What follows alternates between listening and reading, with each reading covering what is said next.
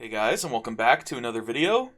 Today we're going to be taking a look at a Noku defensive 19 that my team and I +1'd. So this is a mostly guild group with a couple friends who I've been playing with for a lot of years. So we're a little more coordinated, a little more familiar with how each other play. And as you can see, like some of us are decently high Mythic Plus scores. I'm still not quite 2,000, but I'm also playing very more casually. So I haven't been doing keys all the time. Like the only reason I came and did this key is because they invited me. So I wouldn't have done this otherwise, but I'm not really pushing super hard, not really trying to get like way up there yet, although maybe in the future. So, oh, that was a bad place to pause. Okay, so here's my talents. I'm still not running the Psychic Link build. I haven't run it in any dungeons yet, but I think there's a very strong argument for dungeons where you should be running it compared to dungeons where you shouldn't. Aside from the arguments that I've already said in previous videos, I need to pause one more time because I want to talk about the affixes. I'll just say affixes: Tyrannical, Sanguine, Explosive.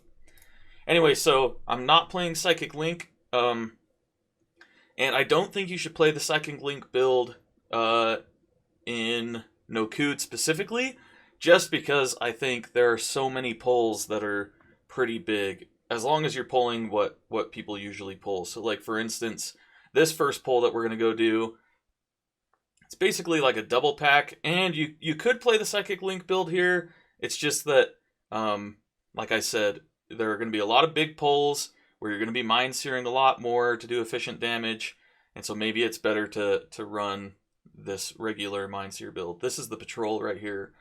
It looks like 7 people in it. Yeah, 8 if you include the bird. So yeah, this is like an 8-pack. We lust, and we send all our cooldowns.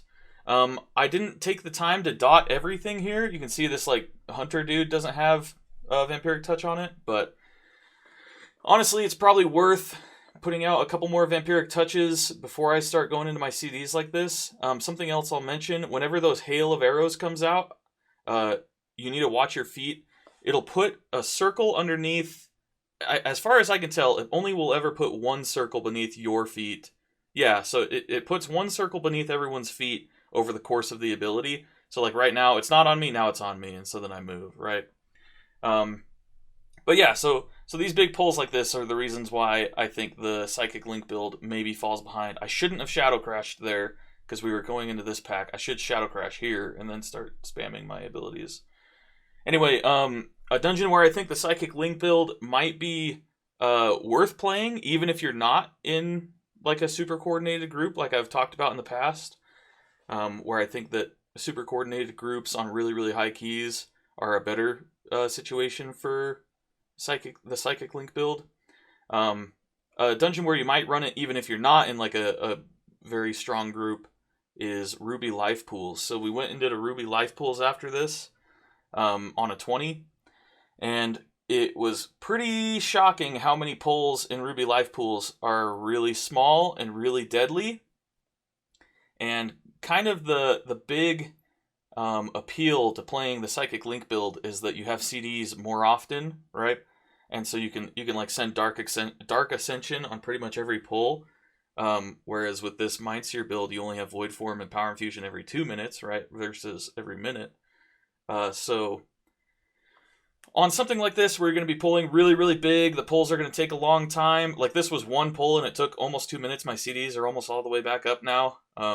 Something like this, it makes more sense to play the regular, not Psychic Link build. But like I said, in those dungeons where you're pulling way smaller, it maybe makes more sense to play the Psychic Link build. Okay, anyway, so because it's explosive week, I'm trying to, like I say all the time, I like to play proactively, so I'm trying to snipe some of these explosives when I can. Although you do need to understand what your job is. So if the healer has agreed, and really it's kind of an unspoken rule in Mythic Plus that it's the healer's job to take care of explosives, but if you've talked to your healer about it and they know that their main focus is going to be keeping everyone alive and doing explosives, then you really should be focusing on damage and only doing explosives when there are a lot of them, right? So like a pull like this, four mobs, I just sniped an explosive right there. I probably did not have to do that. That's a global that gets wasted where I could have been doing damage.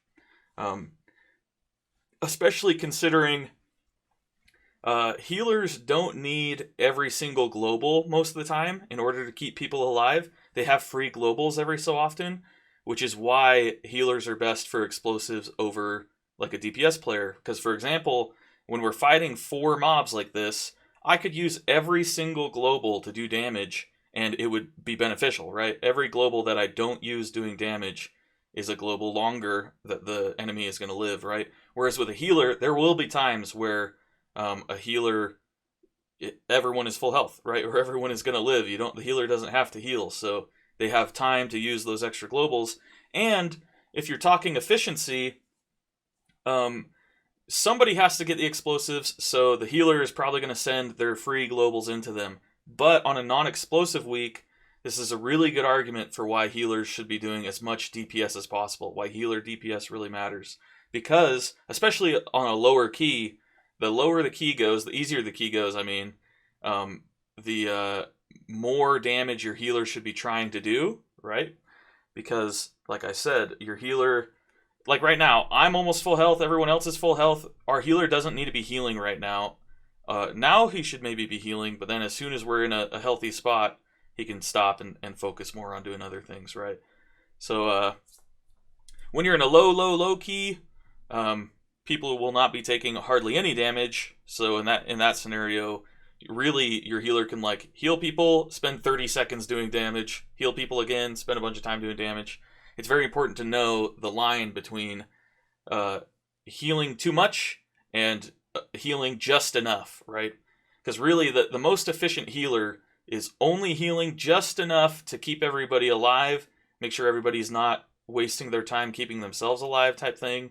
And then all of the time outside of that, they should be, doing damage or doing other things to help the key go better. Like our healer right now is running over to the crossbow thing to shoot this guy, right? That's something he can only do if everybody is healthy and he's got time to run and do it, right? Obviously, this boss doesn't have a lot of mechanics that are hard. In fact, he only has the one mechanic, really. As long as you guys can survive the Shards of Stone cast, which doesn't get any... Oh, well, I guess he's got this other mechanic too, but that really is super slow, doesn't really matter. Anyway, the Shards of Stone, as long as you can survive that every time, you'll kill this boss, right? That's really the only source of damage, and then as long as you're killing these Saboteur guys fast enough as well. So yeah, that's basically all we're going to do for this boss. Tyrannical weeks, I am not a fan. I really wish Tyrannical wasn't in the game. I really wish we could get away from the Tyrannical half the time, Fortified half the time system. But I understand that it's kind of ingrained in Mythic Plus now, and I don't really have an answer for what would replace it instead.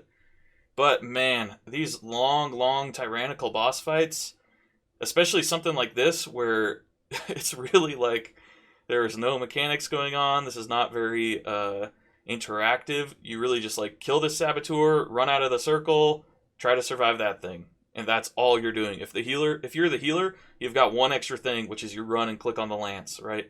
So it's why this is not very fun, I wish that this boss would not last 5+ minutes. I guess we're only at 2 minutes right now.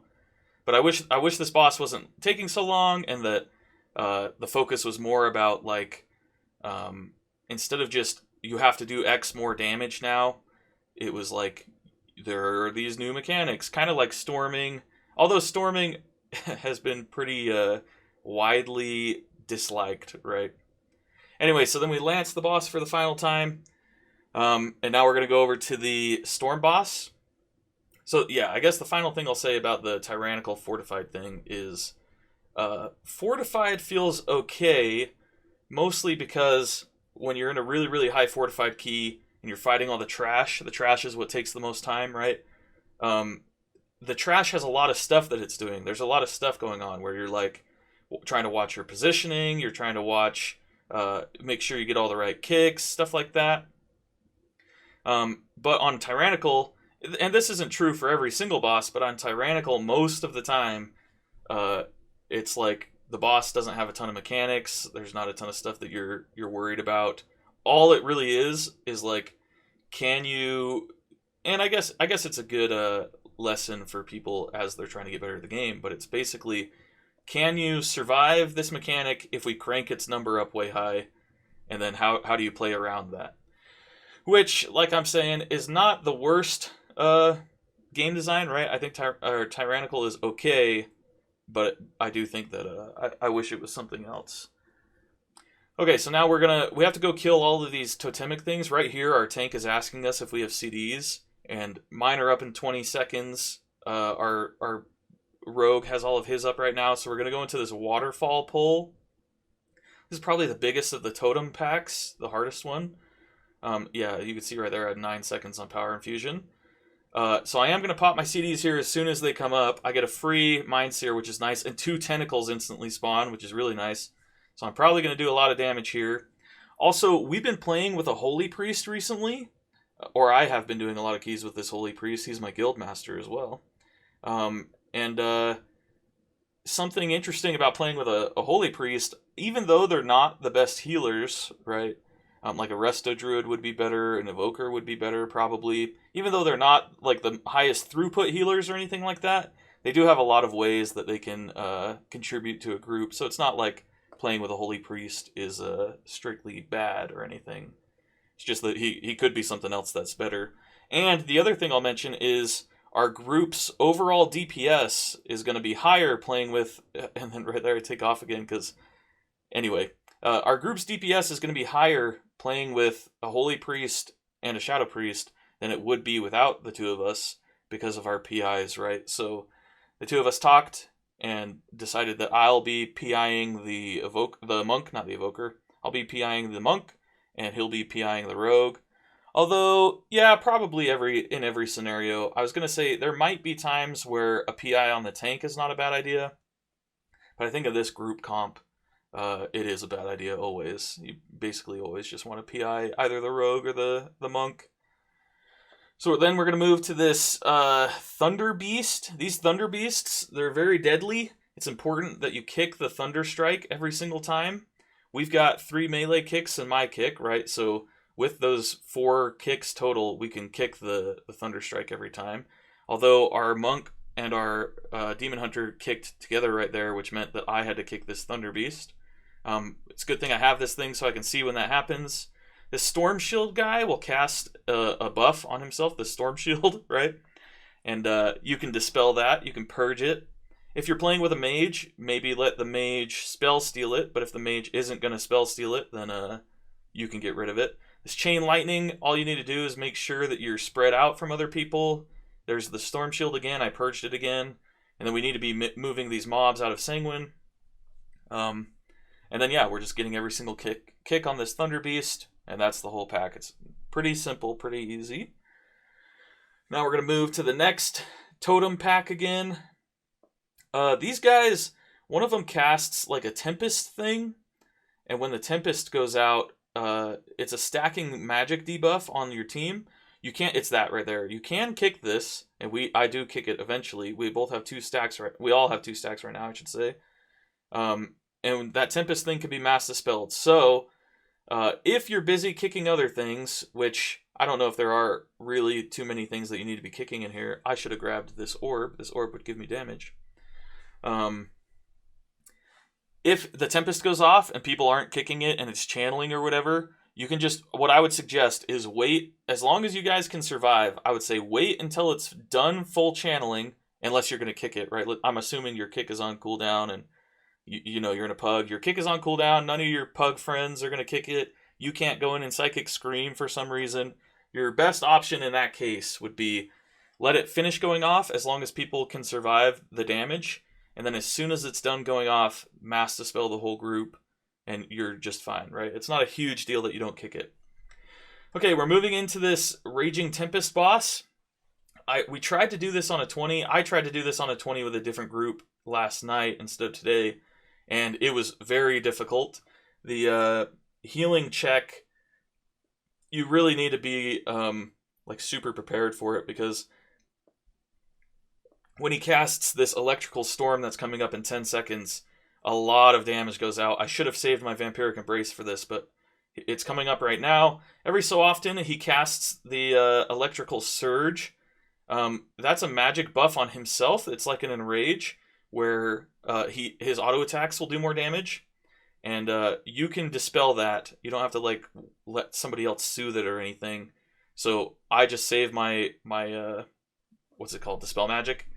And as soon as it goes off, like right here, it goes off, and I purge it right now. So it's like, I almost die right here. That was very close. Yeah, so it's important that, especially on a high Tyrannical key like this is a 19, so not that high, but high enough. On a high Tyrannical key like this, purging this energy surge quickly is important. Like right there, it was 5 seconds or something, which is not bad, but you want to get it as fast as possible.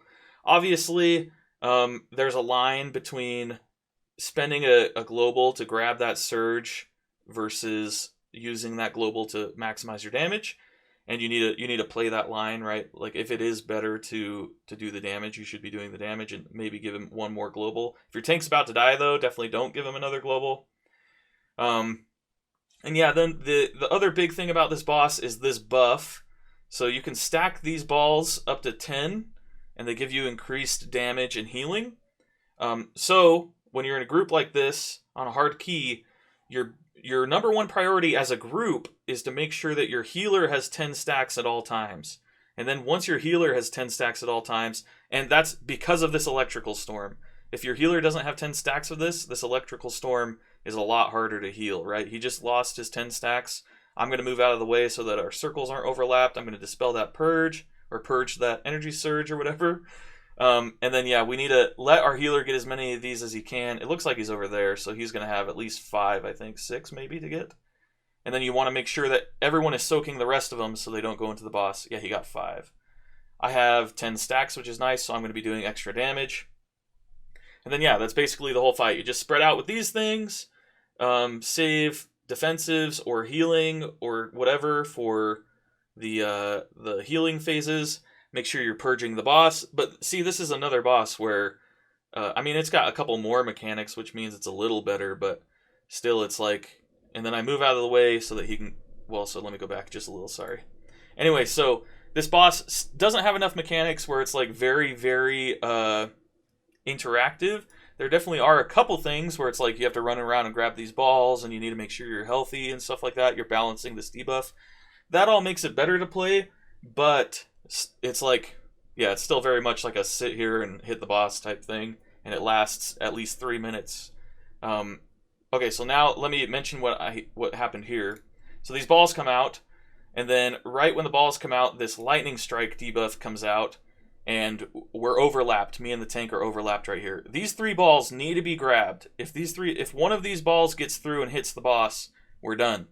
Maybe one of them can get through, but we really need to get all of them. So what I do is, or what we do is, this comes out like as I'm going to this first ball.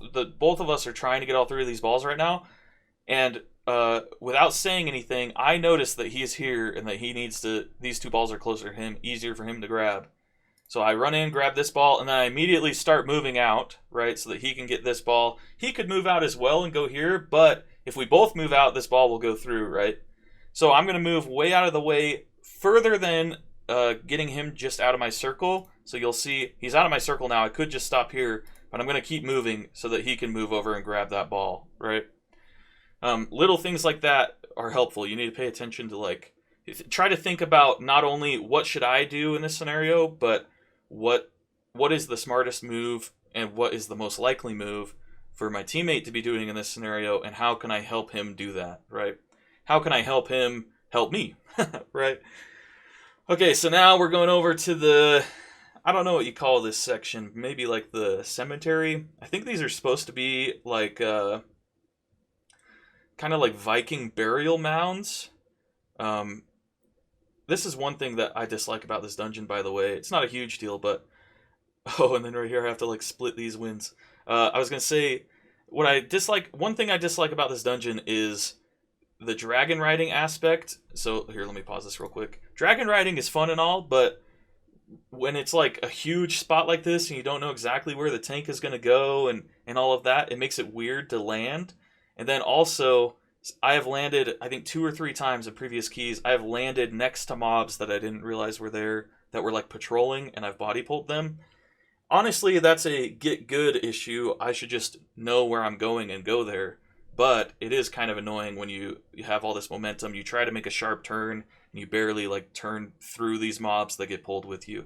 Pretty annoying, but okay. Then the other thing I'll mention. This is why I paused. You'll see this graphic along the edge of my screen. That's because I have this debuff that says collect. My soul has been stolen by these guys. It's been shattered, actually. Shatter soul. One of these guys in this pack, in all of these packs, will cast Shatter Soul, and when he does that, it'll choose, I think, 2 targets, but maybe more, and a piece of your soul, it's kind of like the boss in Theater of Pain, a piece of your soul will fly out and go sit somewhere on the map. It's just like, it kind of looks like this, it's kind of like a ghost-looking thing, and you need to run and grab it. This debuff is making me do, I want to say 10% less damage in healing, although I'm not entirely sure on the number, but it's enough that you want to go grab your soul every single time. Although, I am not grabbing my soul this time because I don't want to be in this mess. I don't know what in here has frontals. I don't know what in here is putting stuff on the ground that I can't see, right? I should go grab my soul, but I decided to play it safe, and so like these birds have frontals, for example. I decided to play it safe, and I didn't go in there and grab my soul. So I'm just doing strictly like 10%, 20%, something like that, less damage for the duration of that whole buff. And this is another reason. There are these big green circles that are hard for me to see. There are these frontals. So definitely I should go get my soul when I can, but there is a line, right? If I die to grab my soul, then I do way less than 10% less damage. You know, I'm doing 0 damage. So it's not worth it if I die. And I wasn't confident about going and getting my soul, so I didn't, right? Okay, so now we got another pull of this. That Rotting Wind is the frontal. I do have this Mythic Plus Weak Aura pack that shows up here occasionally. So like this one I can go grab just easy. I think Relo made that Mythic Plus dungeon pack. It's super nice. It'll show a decent amount of things on there that you don't typically, it makes it easier to see them, right? Although there are some things like this Chant of the Dead gets a bar, but those Rotting Wind frontals don't get a bar for some reason. This Deathbolt Volley doesn't get a bar that says kick, right? So it isn't covering everything, and perhaps I'm behind in like versions or something. Right here, mine lands right in that lightning, which is annoying. Perhaps I'm a little behind on my version of the Weak Aura or whatever, so maybe he did change that in the future, but I haven't updated, so I would suggest if you have trouble knowing what the ads are doing in different packs or having any idea about like what you should be watching for, what are the key things, right there, let me pause, right there, that guy was running towards me. I landed and body pulled one of the guys as the tank was jumping in, but luckily I had fade, so I just faded and the tank like instantly grabbed aggro. It is tyrannical, like I said, so I'm not too worried about getting one shot by a melee from one of these guys, but you obviously want to have the tank have aggro when he can.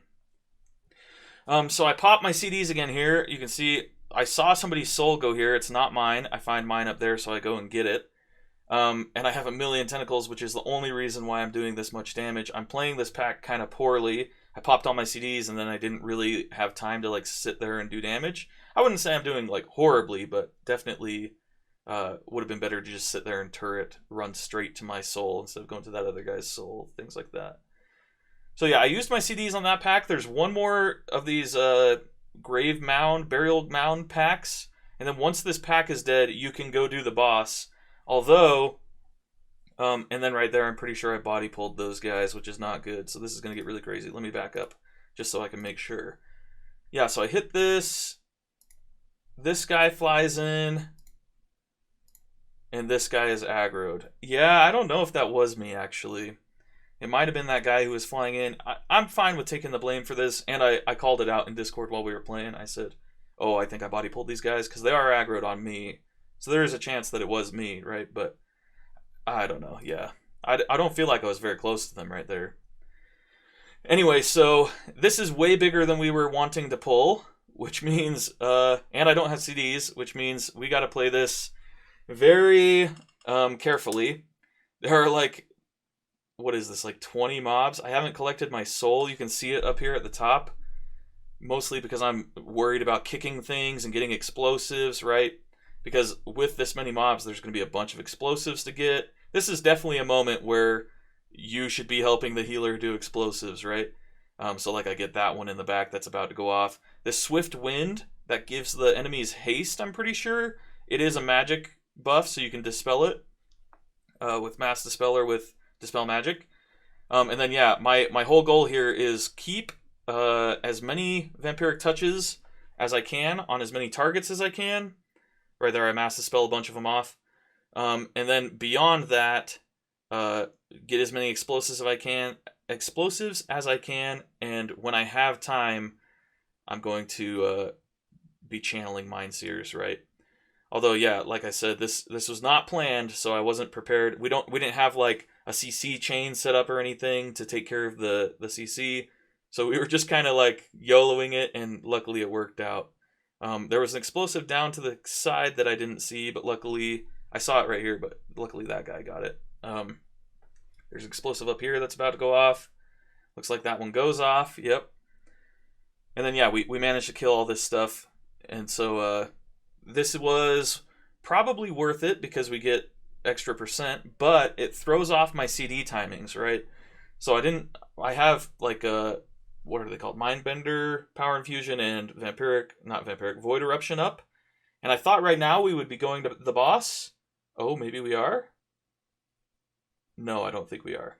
Yeah, we're doing one more pack, because in No-Coup Defensive, before you go to the last boss, you need 94% trash. But I didn't realize that we were going to be pulling so many things, so I'm like holding my CDs way too long. I should have sent at least my Mindbender here. I probably I could still send it. Right? I Mass Dispel to try and help. I could still send all my CDs. But the longer I wait, the closer we are to pulling the boss, right? And I want to have my CDs for the boss because it's a Tyrannical week. But I end up not sending them, it looks like. So this was definitely a mistake on my part. And maybe this is why I'm at the bottom of the overall damage meters.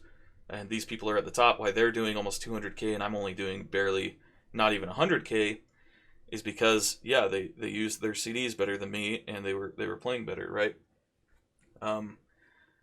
And I would say that that's on me about knowing that we were going to be pulling more. There's a communication, there's some communication that needs to happen, whether it's the tank saying, okay, before we pull the last boss, or the second to last boss, before we pull this next boss, we're going to get to 94%. Like, even now, we're going to do more trash. So for sure, I'm going to lose like 2 uses of my CDs. This is like really, really bad. I didn't realize it was this bad when I was playing. Yeah, because had I popped CDs on that last pack, I said my Mindbender here, but had I popped CDs on that last pack, at the very worst, had we gone and done the boss immediately after that last pack, I would have had like a minute left on Power Infusion before it was up. So I still would have got pretty good value out of it on the boss fight, but instead I just hold it. I've been holding it for probably 4+ minutes now, which is like 2 whole uses. And not only am I doing less damage, but the person I would be Power Infusioning is also doing less damage, right? Because he's not getting my PI. So, yeah, really bad play from me so far. On top of like the body pulling of that other pack, and missing kicks and things like that. Anyway, so yeah, my Mindbender is almost back up. Even if I had popped my Power Infusion on this pull, it would still have a minute left. Yeah, for sure I missed at least 2 Power Infusions in the last 2 packs that we've pulled. I think maybe, yeah, right now we're going to go do the boss, even though we've got 93.65%. We'll do a little extra trash after this boss, and that's what the tank is saying. So anyway, we're going to go into this boss. Something I do wrong here, I put a Vampiric Touch out. I could have just sent my Shadow Crash. I don't know if it's super wrong. It's just 1 global anyway. I put a Vampiric Touch out, and then I Shadow Crash. It might have been better to just Shadow Crash. Because I know the other boss coming over here, it'll put Vampiric Touch on both of them. So then that second global that was a Shadow Crash should have been a Mindbender. The thing hits, and then I start going into my rotation. I would be one global quicker into getting into Void form. So I Void Erupt, Power Infuse that guy, use my pot, and then yeah, we're just going into 2-target cleave. Something I'll say about 2-target cleave is if you can manage to have a decent amount of insanity generation. Oh, that's one thing I'll mention too. You'll notice that me and the healer are stacked on top of each other right here. You can stack as a group of 5 with these Gale Arrows.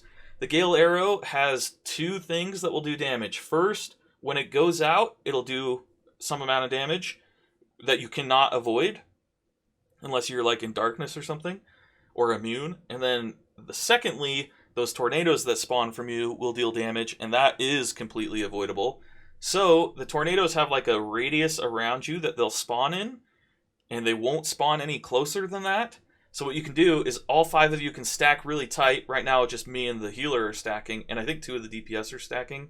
2 of the melee, I mean. Although not all 3 of them, because I remember one of them saying, oh crap, I didn't stack.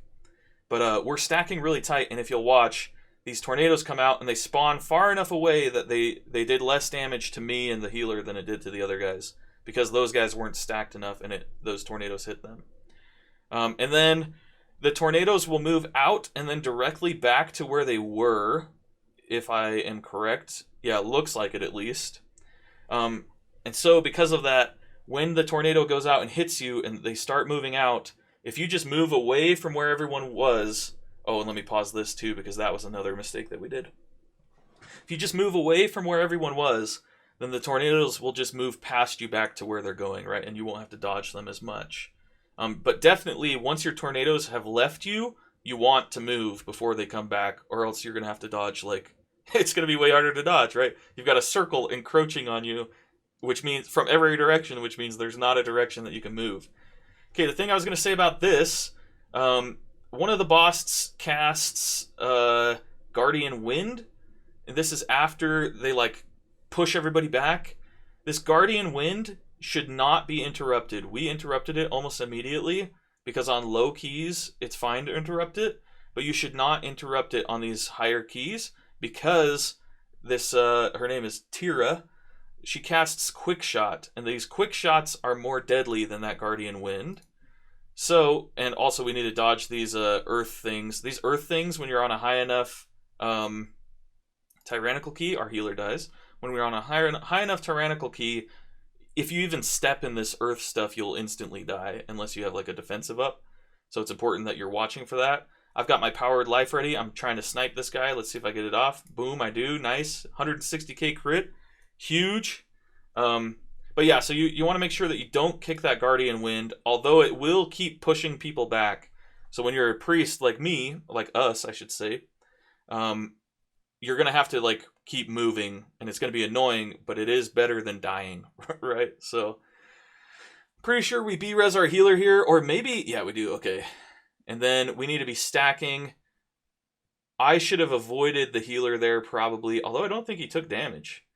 I probably should have avoided the healer there because he didn't have an arrow on him. I think he wasn't an eligible target for the tornado thing. And then the other guy with the tornado just ran way far away, so that works. You need to make sure you avoid this Frightful Roar, but that's mostly a melee thing, although like in that instance I had to go, it's this repel that knocks everyone back. So even though this thing is pushing us back, it's better that we're fighting against it so that she's not casting these quick shots as quickly. Anyway, so you do have to run into melee occasionally to clear Thundering, in which case you need to know that that purple circle is gonna fear you, and you need to make sure that you're watching your timers like this or like this to know that, okay, that Frightful Roar is coming up in 20 seconds. I need to make sure that I'm not in melee when it goes so that we don't die. Our healer is pretty low on mana right here, which is sketchy. But, oh yeah, I used Vampiric Embrace semi-recently, which is not good. As far as, I'm just thinking, like, the healer's low on mana, He's going to need help healing people. What tools do I have to help heal people? My answer is usually Vampiric Embrace, but it's down right now, so the next answer would be like Power Word Life. That was a huge gobbo jump by the healer, by the way. Let me go back and highlight this for him. So, yeah, so this thing goes off. This repel thing, honestly, well, so I've got two things to say about this. This repel it's coming out from like right here, which means, so everything that's pushing you back is coming from one point. So it's always going this direction from right to left, pushing him, right, in this scenario, which means running from left to right is harder than running from right to left. If you could run with the wind or against the wind. He's choosing to run against the wind, right? But he also has this brown line directly on top of him. So he has two choices here, in my opinion. First, well, he's got three choices. First, because he's a holy priest, he doesn't have like huge mobility things, and he doesn't have huge defensives. Like if it was me, maybe I would disperse this if I think I'm going to get hit. But, okay, so first, he can run against the wind, try to make it out, you know, power word shield himself or give himself a feather or whatever to speed up his move speed and try to get out. Second, he could run with the wind away from this repel thing to the left and get out of this line pretty quickly, although then he has to worry that he's blocked off in this section, and if any other brown things come in here, then it's going to make it really hard to dodge those, and he can't really run out of that very easily.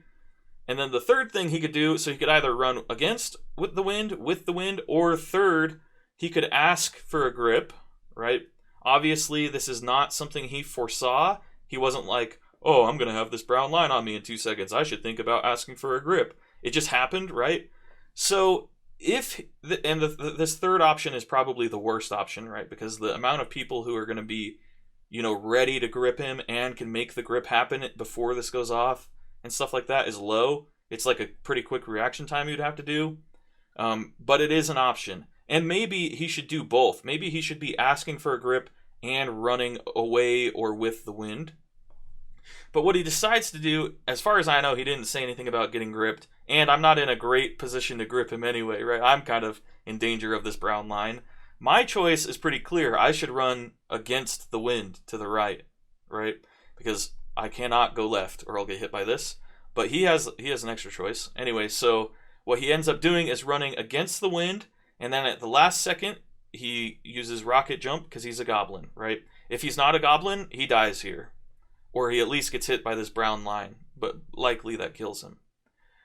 So let's watch. He starts running this way. He can't make it. He goblin jumps, dodges it. And you can see it's a good thing he went against the wind because there were more that came into that cone. Although he did have a decent amount of room right here. Had he gone left, he could have dodged into this little area.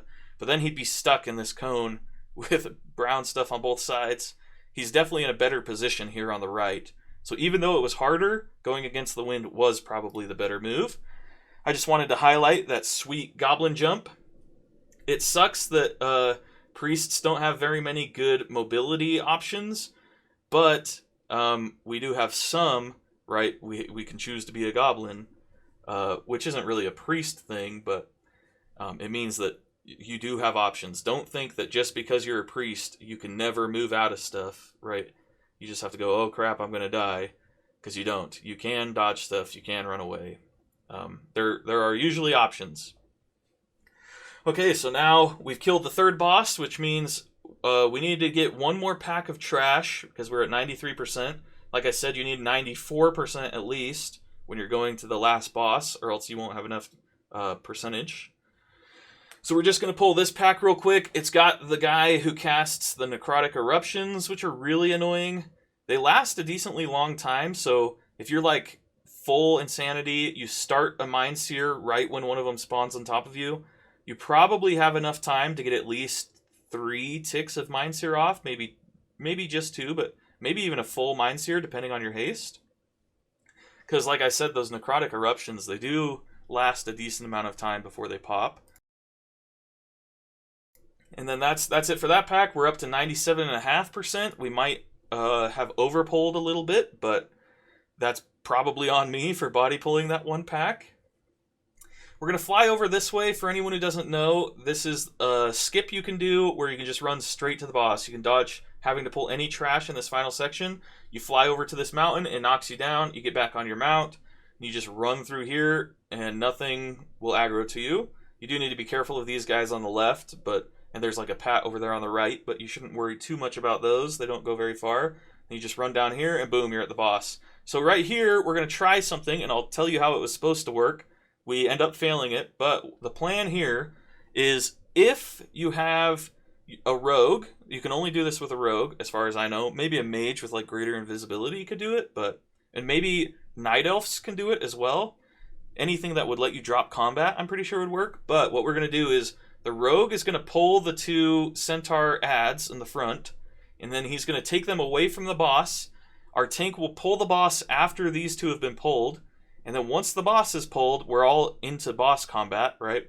At that point, our rogue is going to vanish, and it'll make those 2 guys not pull with the boss, okay? And then we can fight the boss without pulling those 2 guys. What we end up doing is, this was something that we called on the fly. This was something that our rogue had never done, so it's not surprising that we failed.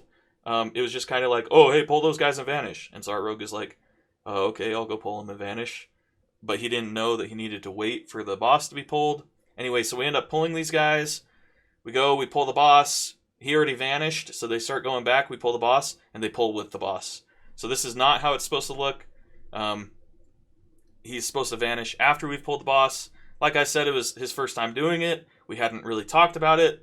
And we just reset the boss. But that means we're going to have to pull these 2 guys and fight them anyway.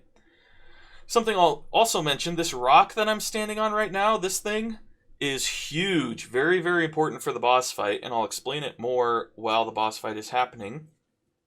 I'm not sending all my CDs on these 2 guys. All I did was send Mindbender, although I'm not sure if that was the best move. I've already lost 2 power infusions in this key, because I'm just like timing my CDs poorly, and I'm choosing to hold them here again. Had I popped Power Infusion, well, I guess let's just see how long this fight takes. It's been 52 seconds that we've been in combat. If it's anything more than like a minute and a half, then I definitely should have popped my Power Infusion and Void Form as well. Just because when we get to the boss, the most deadly part of this boss fight is not Phase 1, but it's mostly Phase 2. When all of the ads come in and the boss is casting that like shield thing. Phase 2 is a lot more deadly than Phase 1. And so it's more important that your CDs are up for Phase 2 than it is for Phase 1. This vehement charge, you need to make sure you dodge that every time. Oh, I forgot about this, but this is a sweet highlight play for me. So this guy's enraged, right?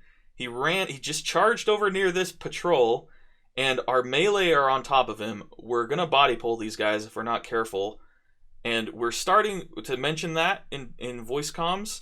And I notice, and so what I do is I run over and I mind soothe them as they're coming in. And we barely don't body pull them, right?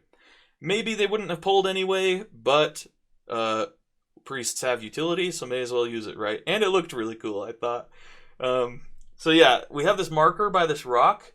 That's because this, like I alluded to earlier, this rock is very important for this boss fight. I will mention real quickly the single target rotation that I do in Mythic Plus.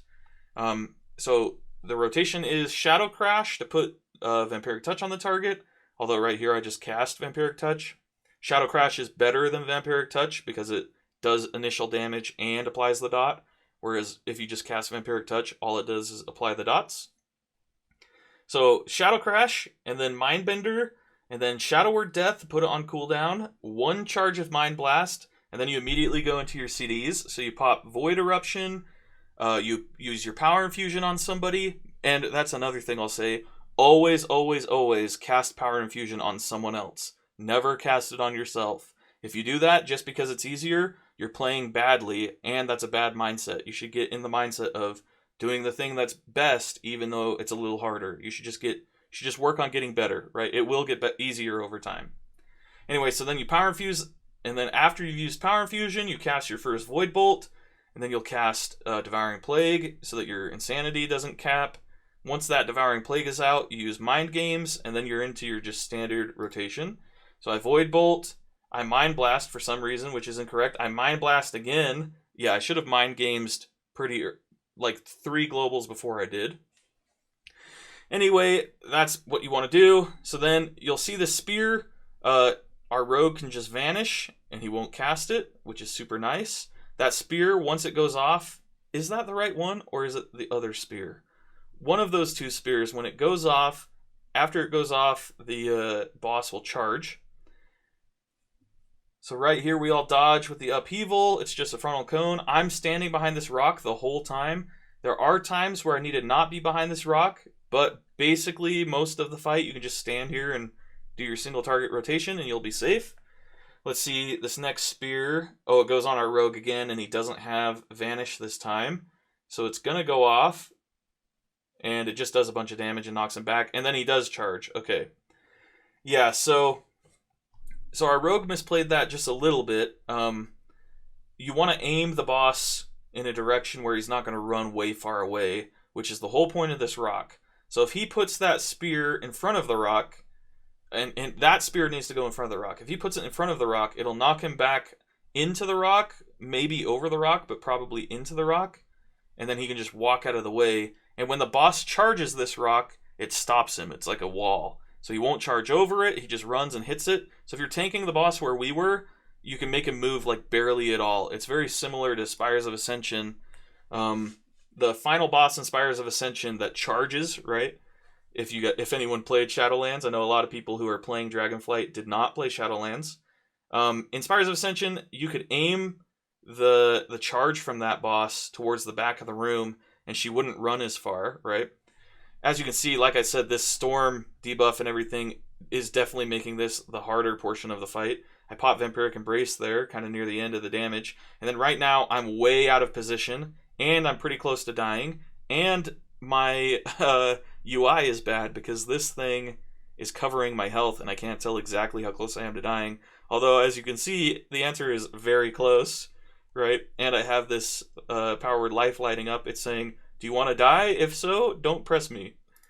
Anyway, so then I have to run over here. We want to go fight that guy.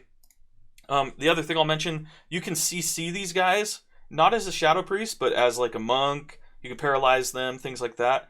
You don't want to fight all 4 of these at the same time, probably. You want to ride the line where you're fighting as many of them as you can at the same time while still surviving, right? Because they do a lot of damage, and they need a lot of kicks. These Storm Bolts, if they go off, are going to do a lot of damage. Our rogue had a sweet grapple right there to come clear on me.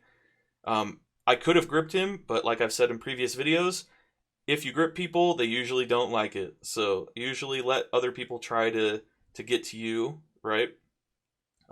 Although, obviously, in the worst case scenario, do grip somebody to stay alive.